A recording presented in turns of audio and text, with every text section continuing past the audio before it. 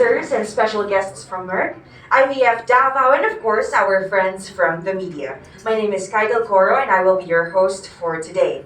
We hope you are all doing well and we hope you enjoyed the lunch we prepared for all of you.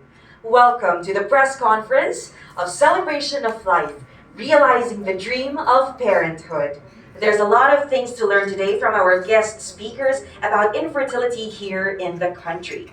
Without further ado, ladies and gentlemen, it is a great honor to introduce the Managing Director and Healthcare General Manager of Merck, Mr. Henry Wilson, as our first speaker.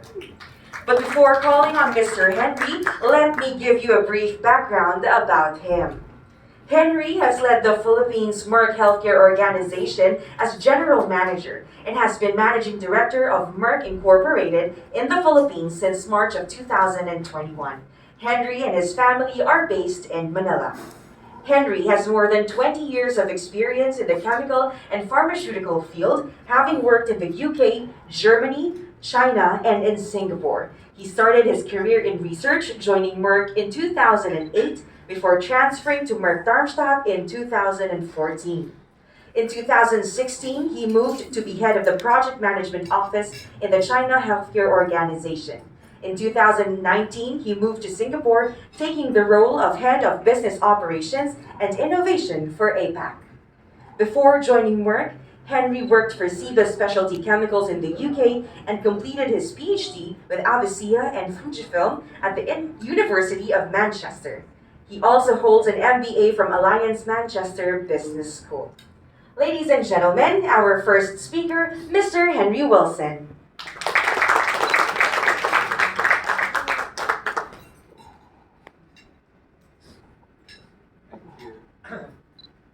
Thank you, and good morning to everybody. It's a real pleasure to be here. Finally, we can start to have these types of things face to face now as well, now that COVID is starting to become a little bit more normalized. Yeah, it's my distinct pleasure to welcome everybody here, and I think in particular the youngest person in the room as well. Yeah, it's really great. Thank you for being here with us. I know it's never easy with a young baby, as I know very well. As introduced in the video, of course, for Merck, science is at the heart of everything we do. We're a vibrant science and technology company. We span a lot of areas, of course, that were introduced in the video, but really what runs through the thread of that is we're a curiosity-driven company, and we believe in science as a force for good in the world. Within the healthcare business, our focus is around creating, improving, and prolonging life. We have a number of therapeutic areas in which we operate. As already introduced, we have a number of products in treatment of cancers. We work in the area of multiple sclerosis. In the area of general medicine, we have a number of treatments in the space of diabetes, cardiovascular, and hypothyroidism. Finally, we'll touch on the area of fertility. With the support of our fertility technologies, a total of 5 million babies, more than 5 million babies worldwide have been born with the support of our technologies.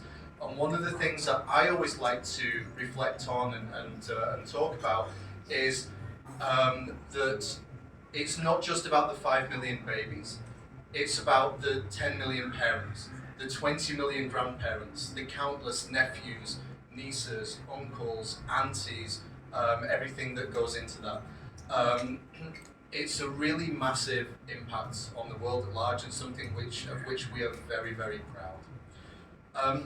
I would also just like to mention just one note about the name of Merck. As shared, we have our roots founded 354 years ago. We're still a 70% family-owned company, but you will probably recognize that there's another company which have a similar name. So I just want to clarify about the name. So Merck Sharp and Dohme is a US-based company who operates globally like we do, and they use the name Merck Sharp and Dohme outside the US, and within the US, North America, so US and Canada, they use the name Merck. We use different names within the US, so EMD Electronics, Serono, etc. But outside the US, we are known as Merck. So just in case there's any confusion about the namings, I just wanted to clarify that. And then the final thing that I wanted to share are two personal stories. I am the eldest of 4 children in my family. Myself and my brother were born very closely together. My parents actually told me that I was not planned, I was an accident. Hopefully for them a happy accident, but an accident nevertheless. After my brother was born, who's just 2.5 years younger than I am, my mother had 11 miscarriages. She lost 11 babies at various stages of the pregnancy journey. And were it not for the help and support of the fertility specialists, for whom I of course have deep admiration, we would only be a family of 2. We wouldn't be a family of 4. We didn't actually use IVF. My parents didn't use IVF, but there was a lot of time spent in specialist offices discussing about the conditions, about how to treat this, and eventually we joke with my mother about this. She won't confess this completely, but she had a boy, a boy, a boy, a girl, and then no more children. So I think they were really looking for the girl in the family. The second story that I wanted to share as well is for myself and my wife. I have 1 son. We were trying to have a child for about 3 years before he was born. We have our own fertility journey here as well. Again, we actually didn't use IVF, but we saw many IVF specialists. We had many tests done, many hormone levels measured, and everything that goes with that. And eventually, with the support of reproductive technologies, we were able to have my son.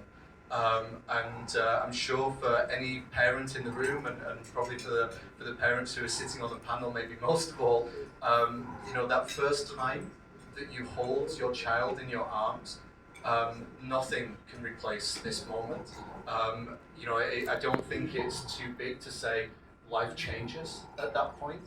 And that's why it's really in our core to dedicate ourselves to being able to help everybody who wants to realize that baby dream. So thank you again for being here. We're really looking forward to the questions that will come later. Hopefully you find it an enjoyable and educational experience as well. And with that, I'll pass over to the next speaker. Thank you. Thank you so much for that warm welcome and those wonderful insights. And of course, for sharing your own personal journeys with fertility. Before we call on our next guest speaker, let us all watch this special video message. It's definitely uplifting to have the support of our Vice President. And now to tell us more about the celebration happening today, we have with us this morning our next guest speaker. She is the Medical Director of IVF Davao Incorporated, Laboratory Director of the Fertility Care Center of Davao, a Chair of the Regulatory Board of the Assisted Reproductive Technology Philippine Society for Reproductive Medicine, the Head for the Section of Reproductive Medicine at Brokenshire Hospital and Southern Philippines Medical Center. Also an Associate Professor too at the Davao Medical School Foundation, a past training officer of the Department of Obstetrics and Gynecology, Southern Philippines Medical Center, and past president for POGS SMC. Let us all welcome Dr. Lourdes Cabling.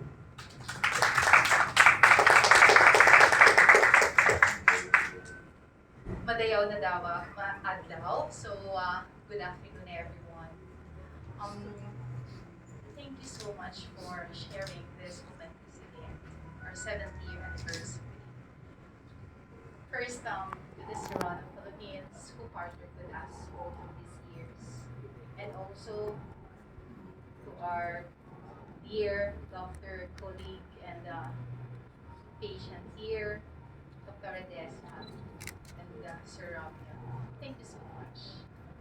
And to the stakeholders of Vitro Fertilization Davao. This is a day that we have to commemorate for all the efforts that we have raised. And thank you for believing from day one to the present. And to you, being with us here today, all we can tell is thank you so much. This is another day to look forward, and it is something that would happen today, just like this morning. We had the babies, IVF babies, and their parents. Their testimonies inspire us more to be better, to be committed in serving our Filipino couples and beyond, to live the dream. IVF Davao is here to help them turn into parents. Thank you so much.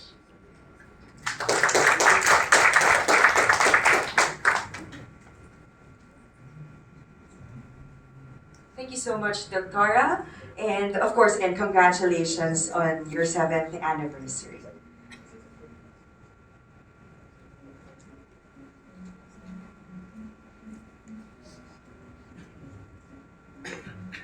I'm sure you guys have a lot of questions in mind. I'm sure some of you have prepared some of them. No, make sure to keep them for later. We will have a dedicated forum portion of our press con today. All right, so we have met doctors, we have met representatives from Merck, and we will learn from more from them in a bit. First off, we have Dr. Maria Lourdes Cabling, Medical Director of IVF Davao. Dr. Jean Marie Cabrera Salvador, President of IVF Davao. Dr. Irene Lobaton Uy, Infertility Specialist, Corporate Secretary of IVF Davao. Dr. Marie Janice Alcantara Bukiren, Infertility Specialist of IVF Davao. Henry Wilson, Managing Director of Merck Incorporated and Healthcare General Manager. Ms. Pixie Yee, Regional Franchise Lead of Merck. And of course, our guest couple, Dr. Desemarie Esperat and husband, Mr. Jomel Esperat. Dr. Raymond Tapan, Medical Director of Merck, will also be a panelist but won't be seated at the press con table. The floor is now open for your questions. We have a microphone in the middle of the room for you to take. Please introduce yourself before you ask the question.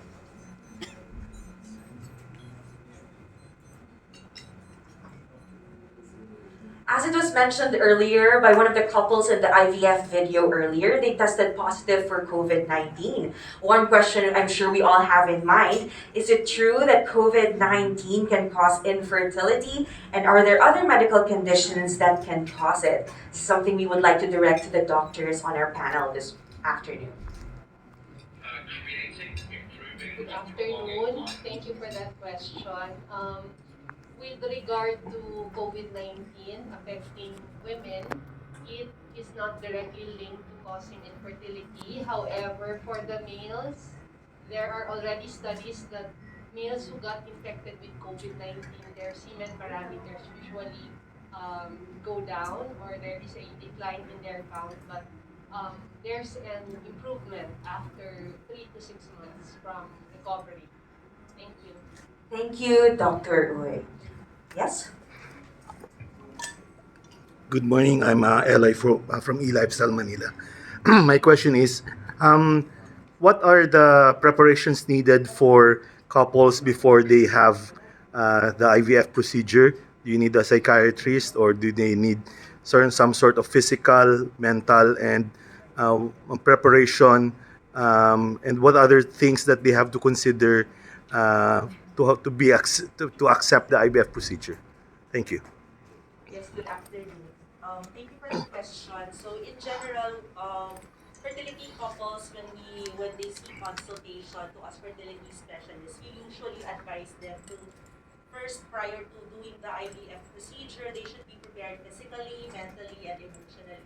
We don't usually request psychological intervention this early. Initial workups will just really be for the physical and physical well-being of our patients. So in general, infectious panel, both for the male and female couples, will be enough. And if these patients have other concomitant diseases, we have to check them also.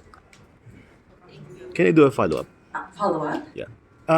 In terms of health capacity, what are levels that they need to meet to be able to go through the procedure?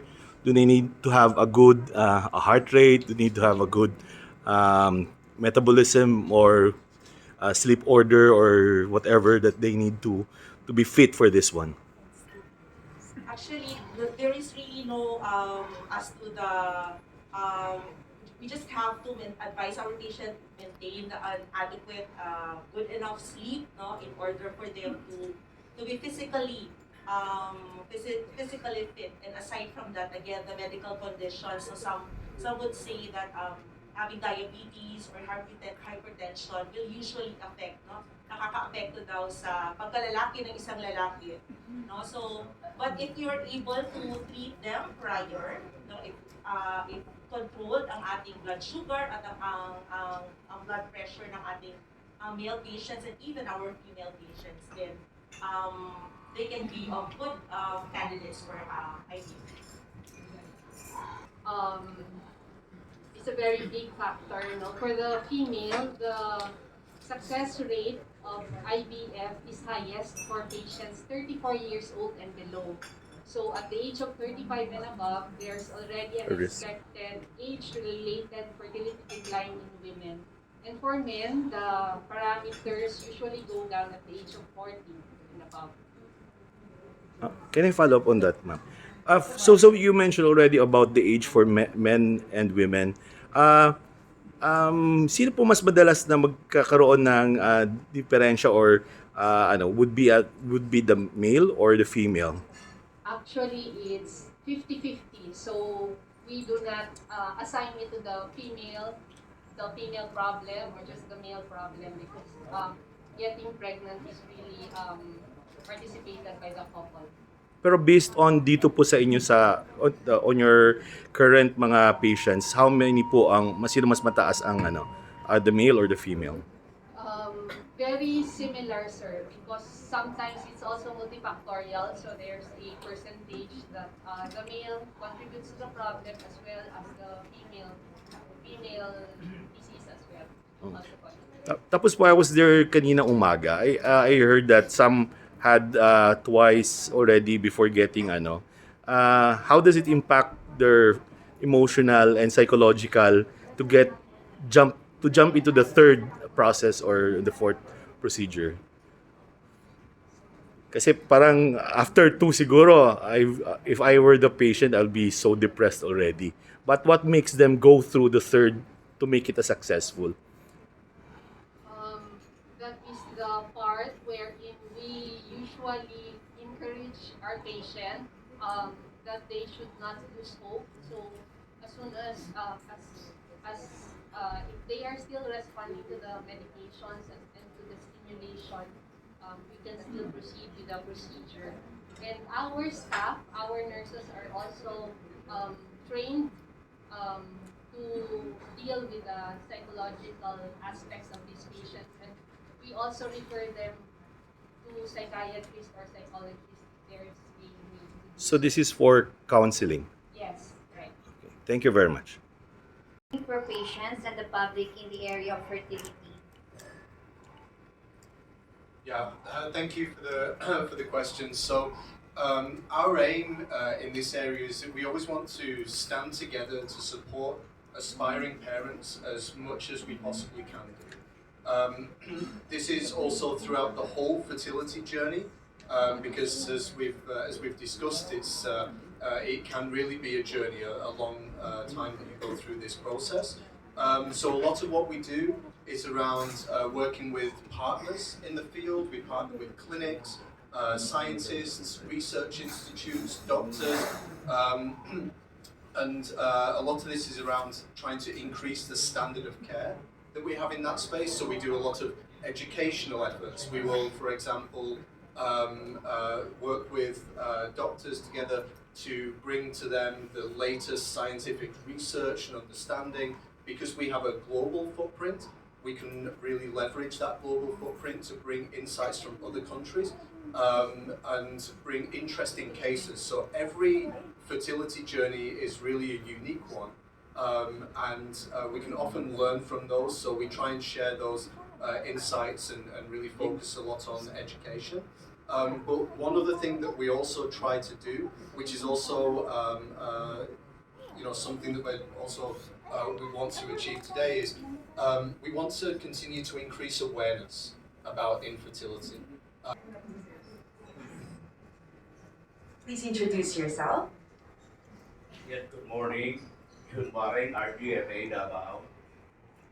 To Dr. Salvador, there were reports circulated in the media regarding the IVF treatment of socialite Art Evangelista. Wherein she described it difficult and painful. How would you comment on that, Dr.? I'm sure Heart Evangelista will be asked. When she said difficult and painful, difficult because it takes a lot of your time and emotionally, physically, mentally, it's everything. That it can be draining because you have to have daily injections, sometimes 2, sometimes 3 doses a day. And then you have to go through the egg harvest, it's under anesthesia. So everything, no? So it's difficult, it's painful. What's painful probably for her, I'm not sure if she got pregnant. I think she had a miscarriage. So emotionally, physically, and mentally, that's the problem. It's really painful. Yeah, a lot. But there's hope, and I think she should try again. So maybe I'd also like to add to that. So because in her blog she also referenced that some of this journey for her was empowering. Being able to take control of your own body almost and be able to have that feeling of control is a very empowering one, which is also a large part of what we Merck try to drive as well. So we have a lot of efforts that we do in diversity, equity, and inclusion. So myself and Pixie are on our Women in Leadership APAC panel, and we drive a lot of empowerment for women. And we're both members of the Healthcare Business Women's Association, for example, to continue to drive aspects around diversity, equity, inclusion, and female empowerment. I'm not sure if Pixie wants to also add to this, maybe. At a different point, I think when this patient, I think it's not just injections that is painful. Probably it's not really the injections that is painful. It's more of emotionally challenging. Because there are many research, if you read the paper, and we did a lot of research as well to understand how can we help patients better. And most of the time, it's not injection, it's emotional challenge. And because maybe they can't really express that well and refer to the injection. So what we do as Merck, right, we always do research to understand how to support patients better. And that's why our injections are all the pre-filled injection pens that is easy for patients to do the injection themselves. We're making it easier for them. And we are also now innovating in the space of digital health solutions. Hopefully in the future we will have products that make the patient journey easier without going to the clinic too often. They can do their self-monitoring and empower them to know the treatment a little bit more. So because the more empowered with knowledge, the more confidence and then less emotional challenge. Yeah, hope that helps. Thank you. Second question. Dr. Kabling. Maayong hukto, ma'am. May good to censor. Okay. In order to avail the LVF treatment, may we know how much is the total cost It's good. needed Yes, the yes. technology services? Yeah, it's an average. Before I'm gonna say that, I like what Dr. Salvador mentioned before when talking about how much. Just think of the maternal age, the woman's age. If she's 35, So play around that. 35 to 0 in thousands. Okay? So as the age advances, think about that. That is also the kind of money that you have to invest into this. But average in vitro fertilization Davao would keep it around 380. Yes, 3,000. We have a package, yes, but we offer it to our patient who had a repeated procedure already. Yes, to enable them to have a second or at least repeat the procedure for those who had failed. Thank you. Thank you, Sir Jude. One month. Doctora, supposing if the couple has comorbidities. Okay, so that is why we're in counseling has to happen. No? From the time the patient goes, the couple goes to the doctor, all of us here, reproductive medicine specialists, has to prepare them. We usually advise them that please take care of this. These are the things that you have to improve. Because you mentioned it is expensive, painful, difficult. So before we would like this couple to embark into this procedure, then they have to think a lot. Physically, are they okay? So that is something. And then second, the financial aspect. That is where the financial counseling comes in also. For our couple who wish to have this procedure. So all these things, these areas are given to them, explained to them. So expect that in vitro fertilization Davao, there is a lot of visits prior to the actual procedure. So that at the end of the day, the patient would say, we tried it, and we are good, even if we fail. Thank you very much. Nervous because I know that each fertility journey is personal. So, like what they mentioned, I also had that feeling of being knowing that it's difficult because you're already investing more on emotions, especially when um, you had that embryo transfer. You know, the waiting period for a positive result. That's one of the most painful for me. Although I really had my hopes high, so it's a good thing that you would have you have your prayer warriors, you have the support from your family, because initially we keep it to ourselves because it's difficult to share the details of your struggle. So at the end of the day, so we're able to share it to our family, so it helped a lot in coping with the painful part of the IVF. Based on your experience, Doc, what advice you can give to the couple who are starting to have a baby? Um, for the couple who are struggling to have a baby, so since it's a team effort. Even at the start, when you go to your um, fertility specialist, the initial workups would be to identify what's the problem, but um, they will your specialist will not just parang identify the problem. There's no blaming or shaming on that part, but the goal is to identify the problem and help you deal with it, and then go through the process of what's appropriate treatment for the two of you. And then my advice would be um, uh, just be comfortable with your specialist. Prepare to, if you have questions, then prepare your questions. Since you're going to invest a lot of emotions, we have to be prepared emotionally. And then also physically, you have to keep yourself healthy, especially for patients with comorbidities like me. So I also have um, lupus, so I have to get clearance from my other physician and prepare myself physically. And don't forget, even if you identify what is the problem, don't forget that you are still a couple. So you have to communicate with each other. You have, because parang kayo dalawa eh. So getting pregnant it takes a man and a woman. So communication is important. And then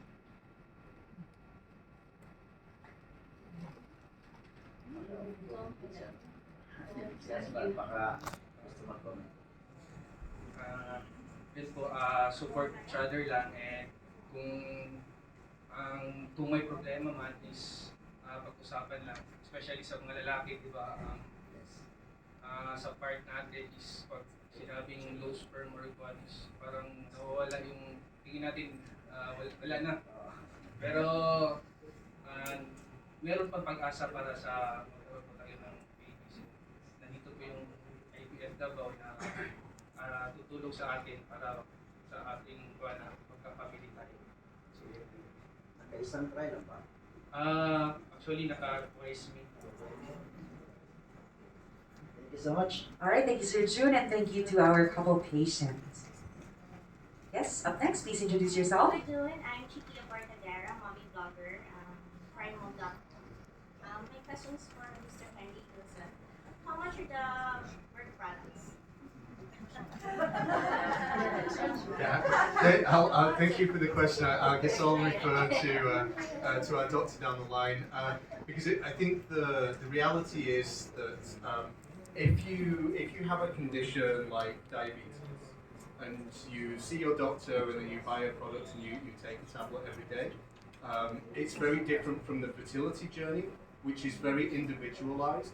And there are many more aspects that might come into this. I wasn't aware, for example, until just mentioned that our doctor down the line has a lupus, a comorbid condition, and so you have to think about the whole journey that comes in together. And this can be very complex. It can be very easy in some cases as well. But what we always try and focus on is about optimizing the treatment cycle. So we spoke earlier about ages and the impact of age on fertility. So just to give some reference numbers here, at the age of 25 to 29, your chance of getting pregnant is around 78%. By the age of 35 to 39, that drops to 52, and by the age of 45 to 49 to 5%. So it's really about helping to optimize all of these areas, optimizing the treatment cycles, and this is why we continue to try and innovate in our products. So Pixie mentioned earlier the pens. This was really helpful during COVID because there were patients who maybe wanted to try to get pregnant, but we all were a little bit nervous sometimes about entering hospital environments. And we were trying to also work to enable people to have a little bit more choice during their fertility journey, which is also important and kind of impacts what you'd consider to be the total cost. I'm not sure, Pixie, if you want to add anything. Give me a difficult question to follow. I think we can't tell you exactly the cost because every country is a little bit different and we don't go directly to the patients, right? But I like to maybe if a message to put across like what Henry says, don't think about a unique cost of a drug, yeah, or even the treatment cost. Think about what is the treatment option to provide the overall success rate, maximize the success rate, because IVF journey is very emotional. The longer you drag, the more cycle, even this really very low cost per cycle doesn't help, right? You want something that is more effective to maximize the success. So that's why that price and cost perspective, I would say don't look into per unit, per cycle, look into the overall success factor, to maximize the success factor. It really depends on the case. Yes. Of the patient. Yes, and like another point also very important again in a lot of research we did, right? We realized patients or couples underestimate the impact of age on fertility and overestimate the success of assisted reproductive technology, thinking that ART give you 100% success or the drug that you give will be 100% success. No, because at the end of the day, it depends on the patient biological factor, right? We can have the best drug for you, the best doctor in the world, but if you come in at 40, it's difficult. It's difficult. So I would say the key message is to seek treatments as early as possible.